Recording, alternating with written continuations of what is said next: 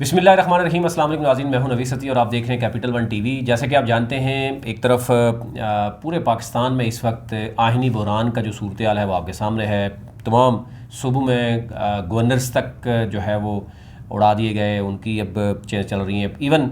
Federal کی بات کریں، وہاں پر ابھی تک کابینہ مکمل طور پر سامنے نہیں آئی جب سے وزیر اعظم شہباز شریف نے حلف اٹھایا۔ اس کے بعد ہم نے دیکھا کہ بڑی جلدی میں آزاد کشمیر میں بھی جو ہے وہ اپنی ہی پارٹی کے وزیر اعظم کے خلاف عدم اعتماد آ گیا اور وفاق کی اس میں سپورٹ رہی، اور کل سے ہم نے دیکھ رہے ہیں کہ وہاں پر بھی آئینی بحران آیا۔ کبھی high court, opposition high court میں جاتی ہے تو حکومت جو ہے سپریم کورٹ میں جاتی ہے، تو ابھی سپریم کورٹ نے بھی وہاں پر کچھ فیصلہ دیا ہے۔ اسی حوالے سے ہمارے ساتھ موجود ہیں راجہ کفیل احمد صاحب، جو کہ سینئر صحافی ہیں۔ راجہ صاحب، بہت شکریہ آپ کا۔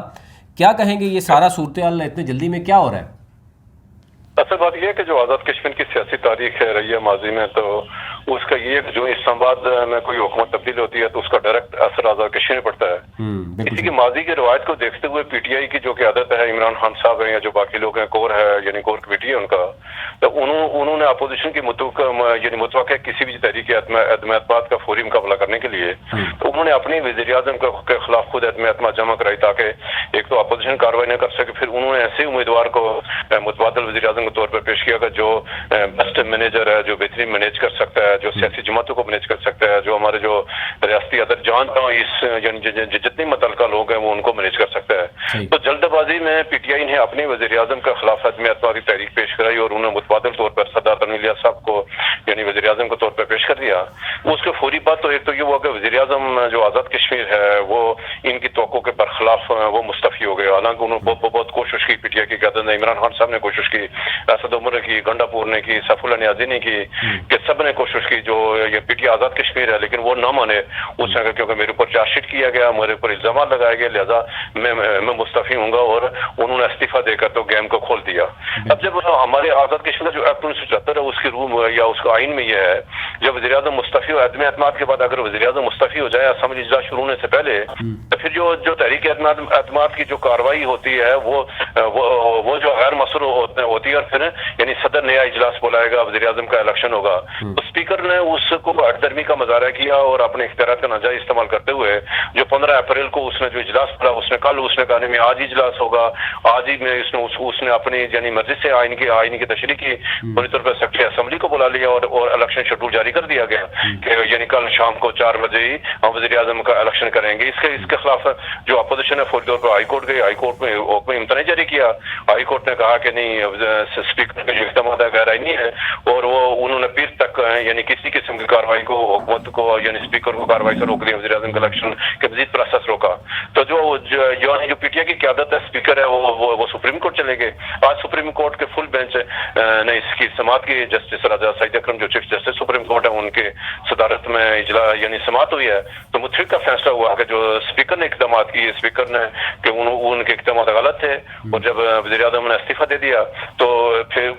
وزیر اعظم کے الیکشن کے لیے نیا اجلاس ہونا تھا، جس کو صدر نے بولانا۔ تو اب جو یعنی سپریم کورٹ کا فیصلہ آ گیا ہے، وہ دیکھتے ہیں کہ اب یہ یعنی صدر کب الیکشن کے لیے جو ہے نا وہ اجلاس طلب کرتے ہیں۔ تو ہمارا جو ایکٹ ہے آزاد کشمیر ایکٹ 1974 اس کے تحت صدر 14 دن کے اندر اجلاس بولنے کا پابند ہے، اور اب دیکھتے ہیں کہ وہ ایک دن بعد بلاتے ہیں، 2 دن لگاتے ہیں، 3 دن یعنی لگاتے ہیں۔ اب جو ساری کی ساری جو اختیار ہے، جو یعنی گیند ہے، وہ صدر کے کورٹ میں۔ اچھا رائی صاحب، اس میں 2-3 چیزیں دیکھیں۔ ایک تو یہ کہا جا رہا ہے کہ کیونکہ پہلے آپ نے دیکھا کہ 2 بڑے گروپس تھے، بریسر سلطان اور سردار تنویر الیاس، انہی 2 گروپوں کو مزید ان کی لڑائی میں مزید اضافہ کروایا گیا، اور پھر اس میں سے ایک جو نیازی صاحب ہیں ان کو موقع دیا گیا۔ اب آپ کو یہ دونوں گروپ جو ہے وہ متحرک نظر آتے ہیں۔ بریسر سلطان خاموش ہیں، کیا ان کے صاحبزادے کو کوئی وزارت ملے گی، اسی پہ خاموش ہیں، یا کوئی اور بھی معاملہ ہے؟ اور یہ بھی کہا جا رہا ہے کہ میکسیمم وزارتیں تو پہلے سے موجود ہیں ان کے پاس۔ بالکل پیکیج ڈیل ہے، اور اس میں جیسے میں نے کہا کہ کیونکہ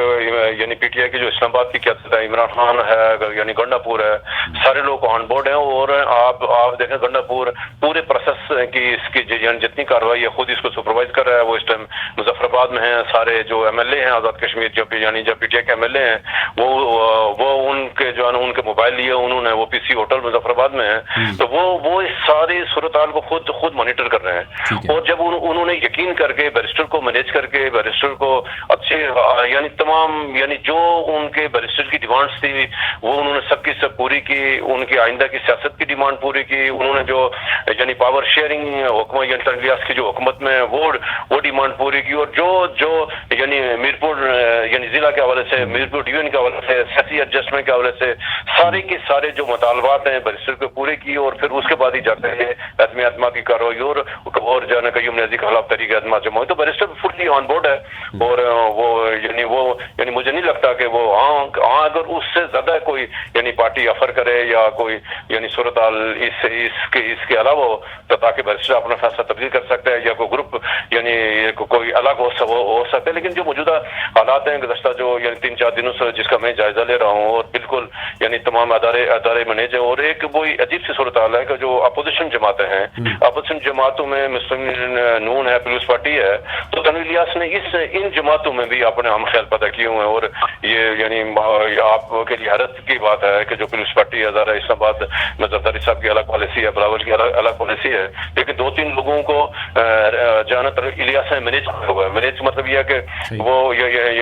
मतलब वो हम ही नहीं है कि आज़ाद कश्मीर में जो पीटीआई उनका तो एक ग्रोह उसका मौक़िफ़ है कि हमें इस गन में पढ़ना नहीं है। जब वो उनका मौक़िफ़ है कि हमें इसमें नहीं पढ़ना, मतलब ज़रा फिर एट तो उसका फ़ायदा तनवीर इलियास को पहुंचाना है। इसी तरह जो नून लीग है वो भी जो गैर फाल है वो कह रही है कि अगर वज़ीर आज़म यानी पीपल्स पार्टी का है तो हमें क्या ज़रूरत है जो है मतलब जब पीटीआई के ग्रुप से या किसी फारूक ब्लॉक के हम अपना किरदार अदा करें। तो इसी वजह से अभी तक जो अपोजिशन है वो अपने वज़ीर आज़म का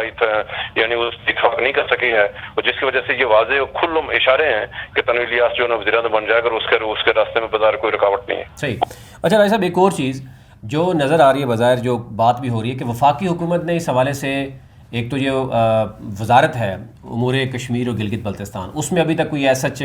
सामने भी नहीं आया, किसी ने ख्वाहिश का इजहार भी नहीं किया, और शायद इसी वजह से अभी तक अली बिन गंडापुर बड़े एक्टिव नज़र आते हैं, और वो समझते हैं कि नए वज़ीर आने से पहले ही वो मामला अपना मुकम्मल कर लें ताकि नया कोई आता भी है तो उसको कुछ नजर ना आए। दूसरा बिल्कुल देखो ना, आपने बिल्कुल बजा फरमाया कि इसीलिए उन्होंने कल के इजलास में ये फैसला कराना चाहते थे, कल के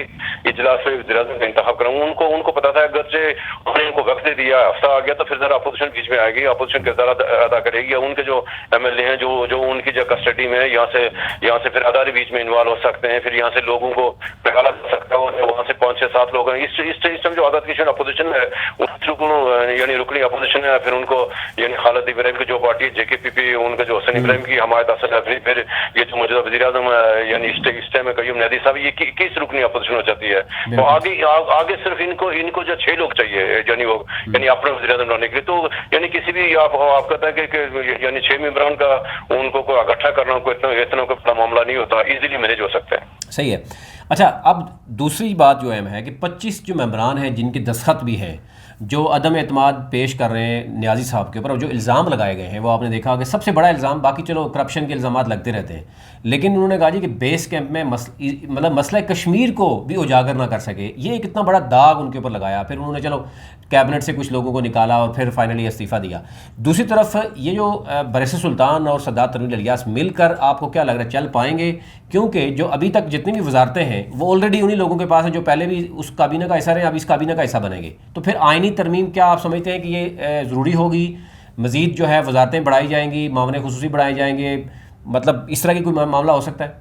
देखो, आईनी तरमीम के लिए 2-3 अक्सरियत चाहिए होती है, और इस टाइम पीटीआई के पास 2-3 अक्सरियत नहीं है। ठीक है। और अगर ये कोशिश करे भी तो आईनी तरमीम नहीं हो सकेंगे जब तक अपोजिशन इनको सपोर्ट है, और अपोजिशन किसी सूरत ये स्पेस नहीं देगी कि ये यानी वज़रा अपने यानी 16 जो वज़रा हैं इसको यानी बढ़ाकर 26 करें, 27 करें, पूरी पार्लियामेंट्री पार्टी को वजीर बना दें, यानी काबीना में शामिल कर दें जो गुज़श्ता हुकूमत में मौजूद रहती है। इसका तो कोई चांस नहीं है कि अपोजिशन इनको स्पेस नहीं देगी। अब आते हैं कि इस हुकूमत का मुस्तकबिल क्या होगा, और बिल्कुल आपने बिल्कुल बजा फरमाया कि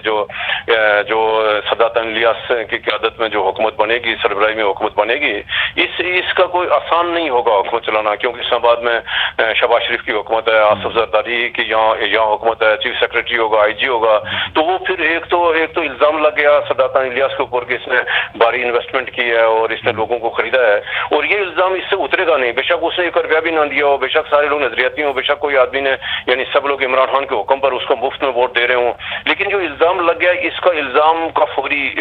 इनसे ये इल्ज़ाम जान नहीं छुड़ाएगा। और ये यानी ये जो इल्जाम है ये इनका पीछा करेगा और अपोजिशन के पास बेहतरीन हथियार है, तो जो भी हुकूमत होगी वो आदमी इस्तेकाम का शिकार हो जाएगी। तो ये पहले दिन से ही अपोजिशन इसको आसान नहीं लेगी और फिर जाकर मसला ये हो जाएगा कि फिर 6 महीने के बाद, अभी यूं कि वज़ीर-ए-आज़म का इलेक्शन हो रहा है तो जो 6 माह फिर नहीं लगेगा, यानी आप 1 हफ्ते के बाद ही वज़ीर-ए-आज़म के साथ अदम एतमाद की तहरीक पेश कर दें। अगर अदम एतमाद की तहरीक पेश हो जाती वो नाकाम हो जाती और उसके बाद आप 6 माह के अंदर आप जो है ना, अगर वज़ीर-ए-आज़म मुस्तफ़ी न हो जाता और अगर यानी अदम एतमाद का जो भी रिजल्ट होता फिर 6 माह के अंदर आप उसका यानी दोबारा अदम एतमाद तहरीक नहीं आ सकती। अब वज़ीर-ए-आज़म ने इस्तीफा दे दिया है तो किसी भी वक्त दोबारा यानी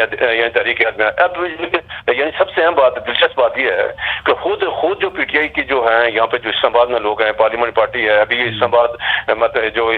जो पाकिस्तान में अभी इन्होंने इलेक्शन में जाना है, ये तनवीर यासीन के पास ATM मशीन आ गई है नामी, तो इनकी यार 6 माह के बाद कोशिश होगी कि यानी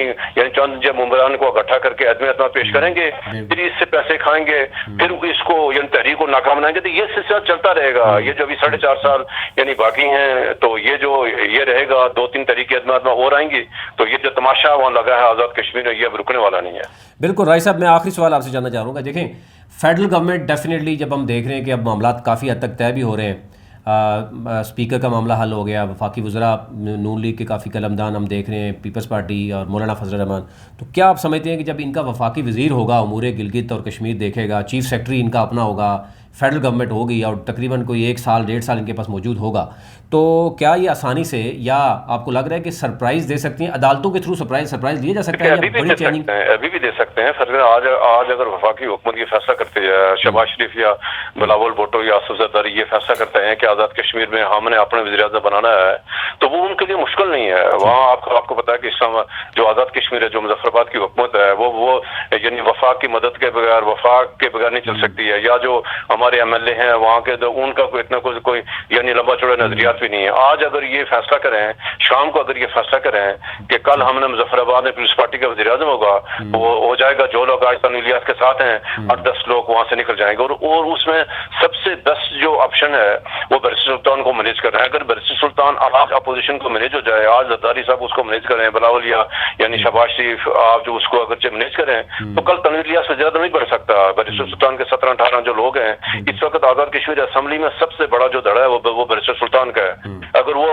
अपने धड़े को लेकर अलग हो जाए, यानी बेशक कितनी उन्होंने इन्वेस्टमेंट की हुई हो, यानी वो तनवीर इलियास ने, तो ज़ाहिर है वो कोई कल ऐलान तो नहीं करेगा या मीडिया में आकर ये तो नहीं कर सकता कि मैंने फलां को पैसे दिए, फलां को वो को, यानी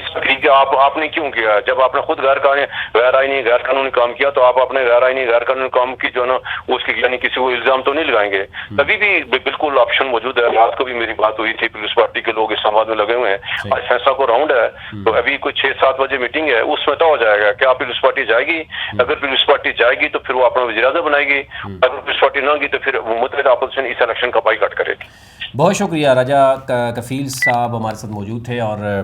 बड़ी उन्होंने सेर हासिल इसमें गुफ्तगू की। 2-3 चीज़ें बड़ी अहम हैं। एक तो ये देखना होगा कि जो भी वफाकी वज़ीर आएगा, और अगर वो उसको ये नज़र आएगा कि गिलगित बल्तिस्तान में भी हुकूमत पीपल्स पार्टी या नून लीग की नहीं है, इसी तरीके से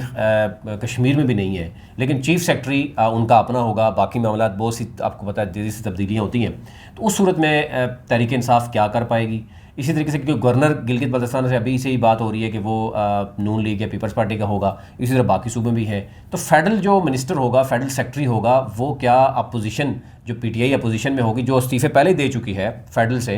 बाकी भी सरप्राइज़ कहा जा रहा है कि पंजाब में अगर आज अभी थोड़ी देर बाद आप देखेंगे पंजाब में अगर हमजा शहबाज आ गया तो PTI ने सारे इस्तीफ़े देने। उस सूरत में गिलगित बल्तिस्तान और कश्मीर में क्या PTI जो है वो सर्वाइव कर पाएगी। और फिर दूसरा जो नागुज़ीर नज़र आ रहा है वो आइनी तरमीम है। उसके बगैर तो पहले ही काबीना जो मौजूद है, जो अब्दुल करीम नियाज़ी साहब के पास काबीना मौजूद थी, अब मज़ीद जो काबीना बनेगी उसके पास कोई ऑप्शन नहीं है। और वो तो लोग पहले ही पोर्टफोलियो रखते हैं, उसके बाद नए लोगों को जो जिन्होंने तगदो की है कि वो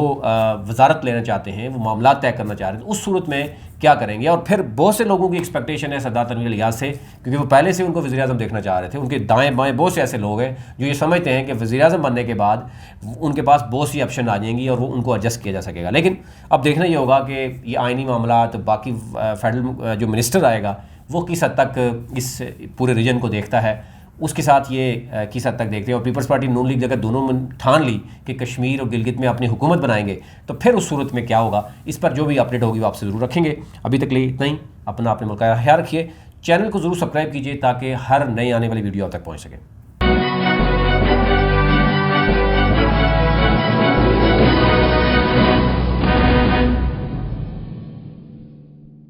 کیپٹل ون ٹی وی کی ویڈیوز دیکھنے کے لیے آج ہی چینل سبسکرائب کیجیے، بیل آئیکن کو ضرور کلک کیجیے، ہمارا فیس بک پیج لائک اور فالو کیجیے تاکہ ہماری ہر نئی ویڈیو بر وقت آپ تک پہنچ سکے۔ شکریہ۔